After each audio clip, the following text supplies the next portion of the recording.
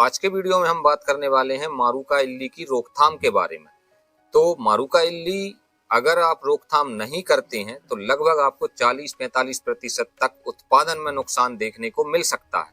तो ऐसे दो उपाय मैं आज के वीडियो में बताऊंगा जिससे आप मारुका को बड़े ही प्रभावी तरीके से नियंत्रित कर सकते हैं। वीडियो की जानकारी अच्छी लगे तो इस वीडियो को लाइक करें और चैनल को सब्सक्राइब करके ऑल नोटिफिकेशन जरूर ऑन करें। तो किसान साथियों, मारुका इल्ली को अगर आप सही ढंग से रोकथाम करना चाहते हैं तो सबसे जरूरी है कि आप मारुका के व्यवहार को समझें।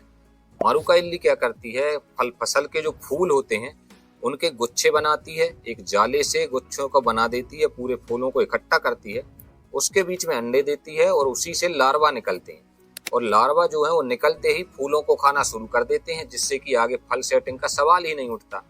फल जब बनेंगे ही नहीं तो उत्पादन नहीं आएगा।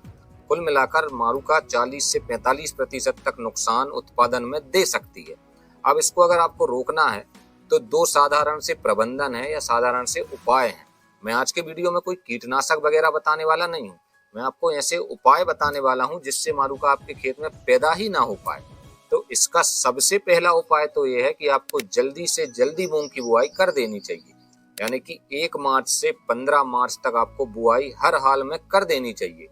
इससे क्या होगा कि आपकी फसल जल्दी पक करके तैयार हो जाएगी, कटाई हो जाएगी और मारुका आ ही नहीं पाएगी, क्योंकि आम तौर पर ये देखा गया है, कई सालों का अनुभव है और शोध भी ये बताते हैं कि मारुका इल्ली ये जो है ये उत्पन्न होती है मई महीने में, सबसे ज्यादा इसका अटैक देखने को मिलता है। अगर आप अप्रैल में बुआई करेंगे तो सीधी सी बात है कि मई के दौरान आपकी फसल फूलों पर आएगी और उसी समय मारुका का जो समय है, अनुकूल समय उसे मिलता है पैदा होने के लिए, तो उसी समय वो आपको अटैक कर देगी। लेकिन अगर आप मार्च में बुआई कर देते हैं तो मई का महीना आने तक आपकी फसल लगभग पकने के करीब पहुंच जाएगी, तो फिर मारुका का अटैक होने का डर नहीं रहेगा। ये तो हो गया पहला उपाय कि आपको जल्दी से जल्दी बुआई करना है और ऐसी किस्मों की बुआई करना है जो बहुत जल्दी परिपक्व हो जाती है।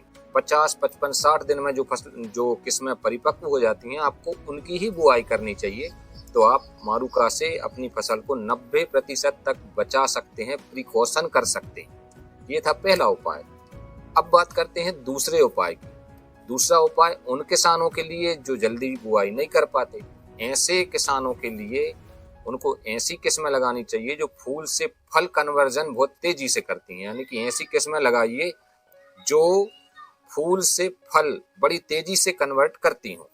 तो ऐसी किस्मों से आपको क्या फायदा होगा कि फूल बना और 72 घंटे के अंदर अंदर फल बन गया। मारुका को समय ही नहीं मिल पाएगा कि वो अंडे रखे, फिर अंडे फूटें, फिर इल्ली निकले और अटैक करे। तो ऐसी किस्में अगर आप बोएंगे जो बहुत तेजी से फूल से फल बनाती हैं तो आपको मारुका का डर नहीं रहेगा और यहाँ भी आपको 95% तक मारुका से बचाव मिलेगा। अब ऐसी किस्में कौन कौन सी हैं? तो ऐसी 3 किस्में हैं। पहली है पूसा 1431। बिल्कुल किसानों का अनुभव है कि फूल बनेगा और 72 घंटे के अंदर अंदर फल सेट हो जाएगा। दूसरी किस्म है पूसा विशाल। ये किस्म भी ऐसी है कि 3 दिन के अंदर अंदर फल बन जाता है, तो मारुका को समय नहीं मिलता।